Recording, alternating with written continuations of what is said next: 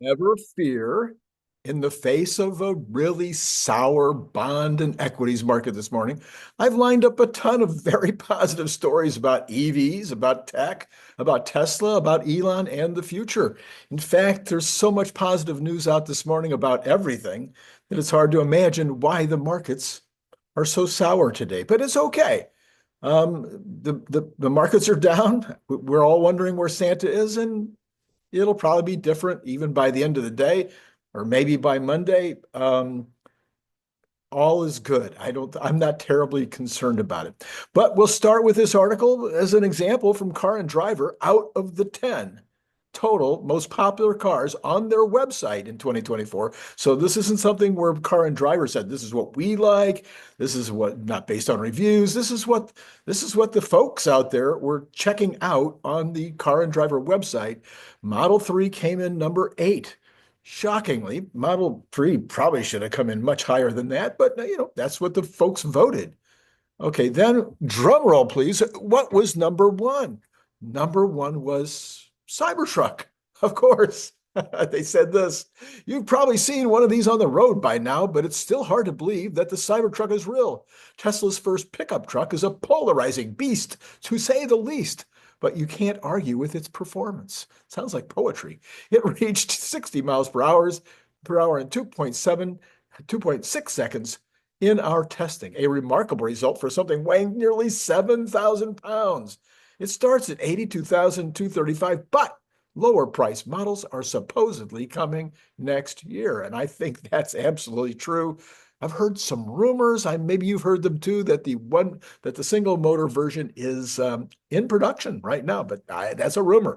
I have no confirmation of that except just a rumor. Okay, Tesla Boomer Mama found this one from Fault Bugs, FAULTBUGS, just like it sounds. Official confirmation. So this is not a rumor, this is official.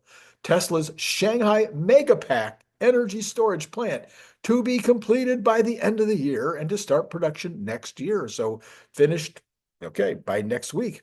In this video, one of the workers said, it's almost done. Now the main focus is on commissioning and trial production. 100% of the equipment is installed. Then we've got this from 𝐒𝐭𝐮𝐫𝐝𝐚𝐲. Now, by the way, I didn't go out looking for good news. This is the news I found this morning that was the most useful and interesting. So this is from 𝐒𝐭𝐭𝐮𝐲. Whoever 𝐒𝐭𝐭𝐮𝐲 is, I've never, ever seen them before. Despite a downturn in Germany's electric vehicle market, the leadership of Tesla's Giga Berlin is still maintaining a positive outlook. This was highlighted by plant manager Andre Thierig, who stated to the German press agency that Giga Berlin serves 37 markets, predominantly in Europe, but extending to the Near and Middle East as well as Taiwan. Called it a beacon of success. In a comment to the German press agency, Thierig described Giga Berlin as a beacon in the automotive industry. The executive also noted that the facility proves that successful electric vehicle production is possible in Germany. Which apparently the other German manufacturers are not proving. The year has been fraught with challenges for Giga Berlin, including a production stoppage due to Red Sea disruptions, an attack on its power supply, and ongoing protests against its operations. And man, none of our other factories around the world have this problem, only in Berlin. Anyway, Thierig, however, still expects a positive closure to the year. Tesla has taken steps to stabilize its workforce by converting temporary workers to permanent staff, offering a 4% pay increase across the collective agreement. Giga Berlin still is not unionized, however, and IG Metal doesn't like that at all. We know that. Tesla Germany is not rushing to expand its Gigafactory Berlin, so that's interesting. The Brandenburg State Environmental Agency granted permits for optimizing the facility's current operations, but approval for new expansion still pending. Thierig urged the federal government to implement a reliable economic policy, as further growth in Giga Berlin would create more personnel requirements. They need more people. Giga Berlin has been the target of environmental protests. These include an attack on its power supply. We just said that. The facility's water usage remains a hot topic as well, though Tesla has secured a new water contract with higher limits, even though they've done 15 jillion things to use less water. Anyway, I added that. Okay, this from the Daily Mail. The Daily Mail names Cybercab and Starship, two of their best inventions of the year. And that would be 2 out of less than 10 total. Cybercab and Starship, best inventions of the year because of the catching the, you remember that thing? Yeah, okay. Wall Street Journal. They agree apparently in their top tech. They had top tech items that will change your life for 2025. They're top tech items. And here's Tesla. Musk has promised a fully autonomous version of its full self-driving software in the Model 3 and Model Y deployed in Texas and California this coming year. This could mean no more human drivers on standby like the system has now. The car would be in full control for better or for worse. The futuristic Cybercab, no steering wheel, no pedals, isn't expected until 2026 or 2027. What? No, they'll be making these. Write it down. Cybercabs will be being produced in 2025 in small quantities, full production in 2026. However, Musk himself said at the unveiling that he tends to be optimistic with timeframes. No, it'll be 2020. Write it down. Call me on it.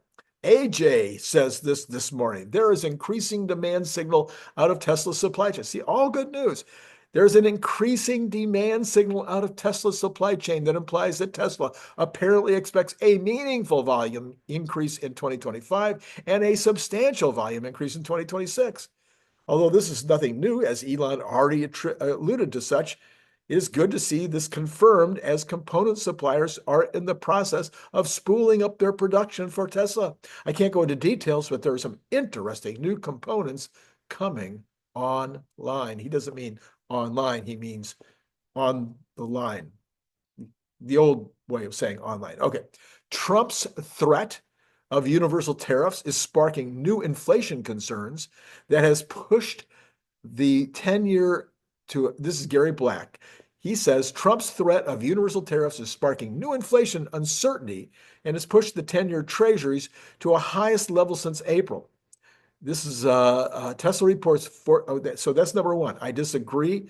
I'm not saying that that's not any part of what's happening with the 10-year treasury, but I think it's a minor part. I've seen headline after headline after headline saying the tariffs, even if implemented across the board, might add 1% to inflation next year. And it would be for 1 year, because then the next year it wouldn't compound.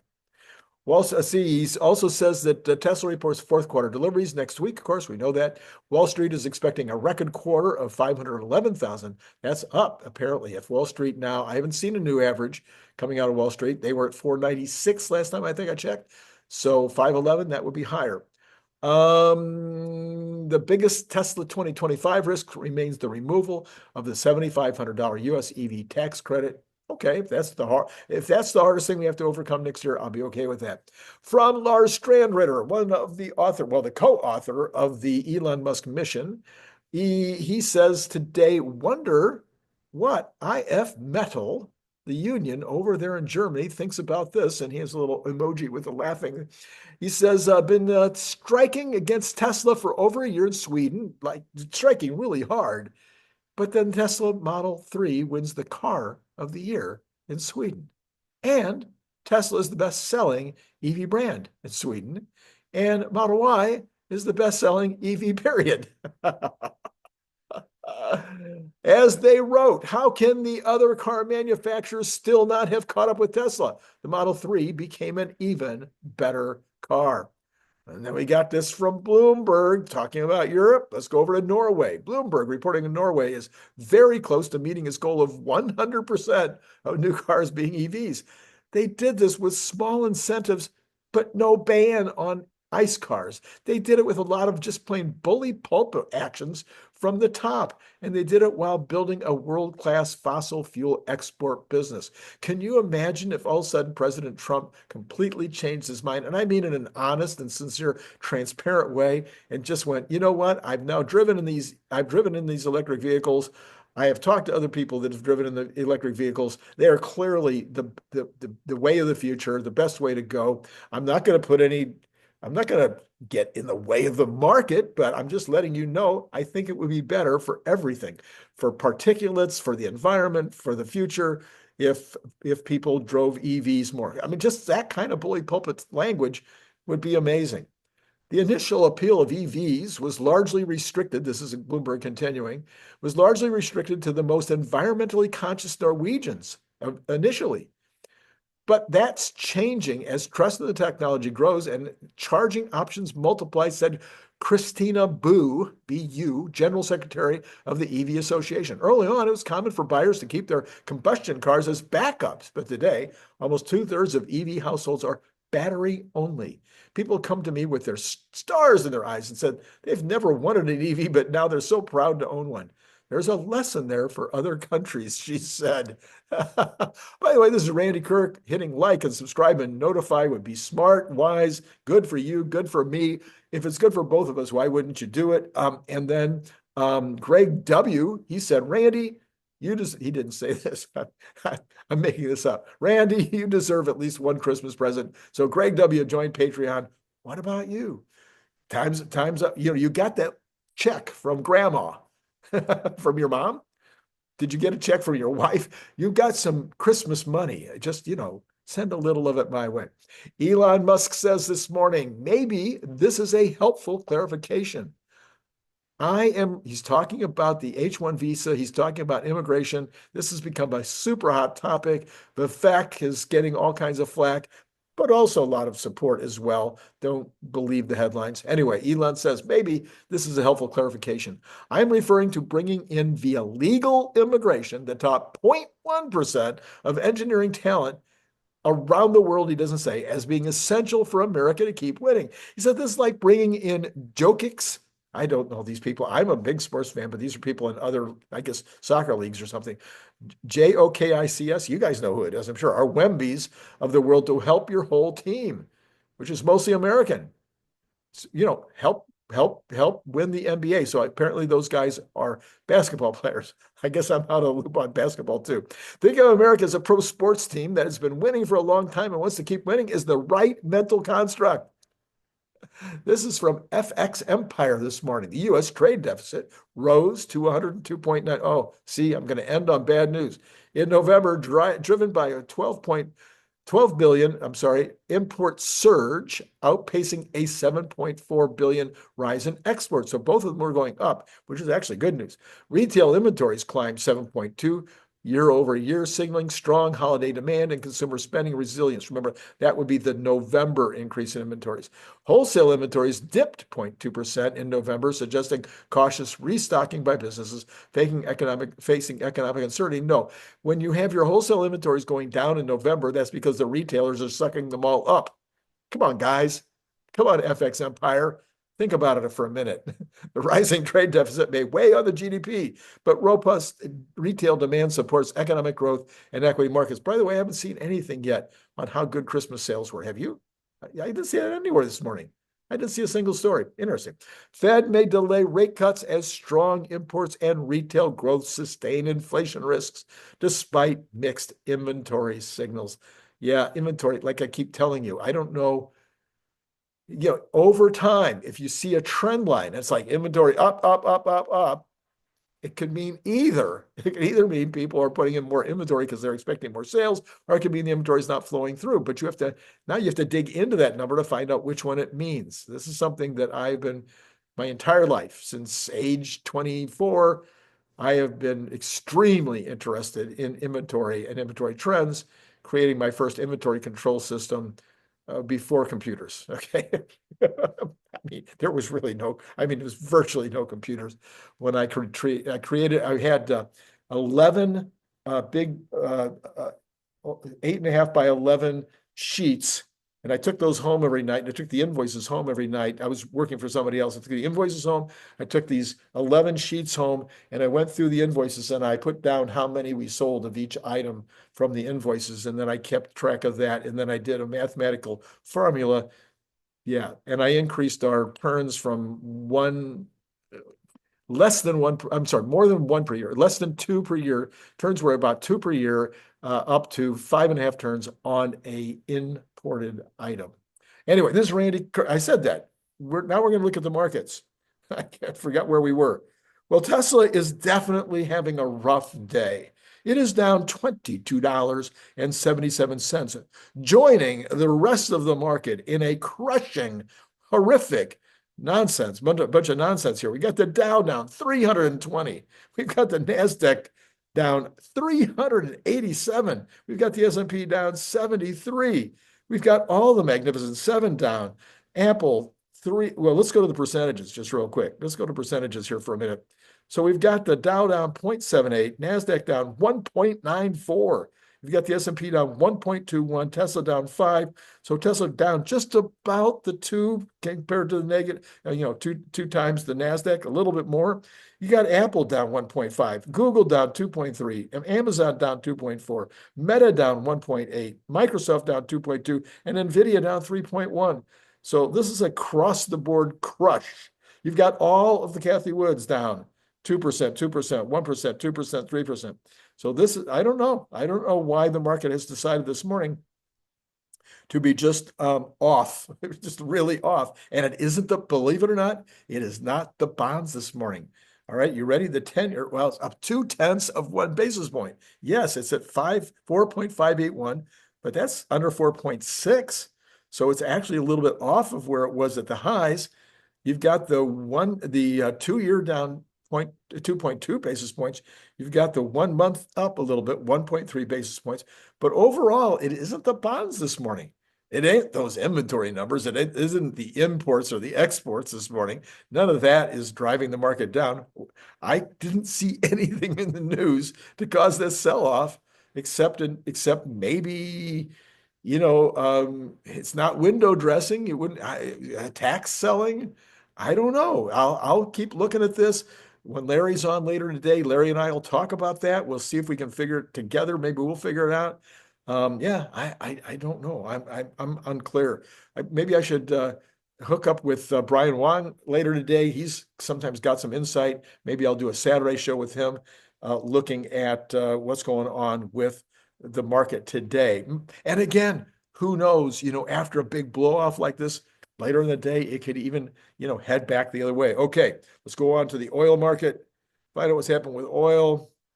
Oil is actually this morning is up 48 cents. So, but we're like, 10 cents over $70. So right where it's been, about plus or minus 70.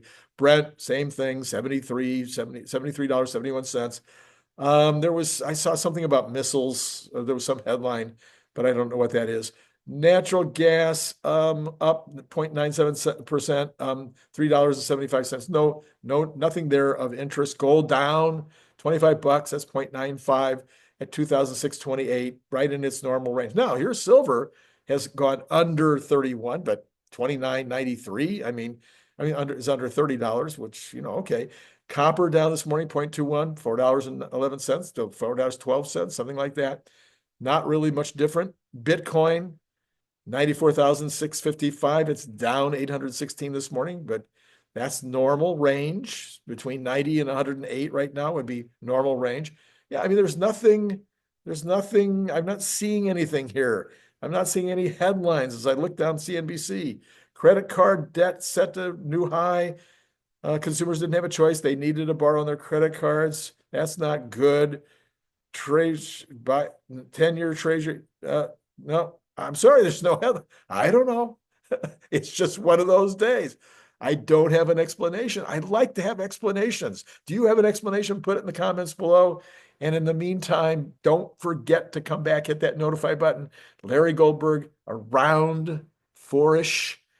And then Cern Basher with a part 2. He's going to be talking about Bitcoin today. We're not going to talk about, we'll probably talk about Tesla for a minute, but the show is going to be about Bitcoin. He's going to talk about it as a storehouse of value. He's trying to teach me about Bitcoin. So if you want to learn about Bitcoin, Cern Basher is an absolute expert on Bitcoin. So join me and we'll talk about it with Cern. And then, of course, joining Patreon would always be a patriotic thing to do, to join Patreon. And again, a great, want to thank all of those who've supported me this year. It's a nice list and it's not insignificant money, but should be at least double what it is. Honestly, should really be double. Okay. That's all I got for you right now.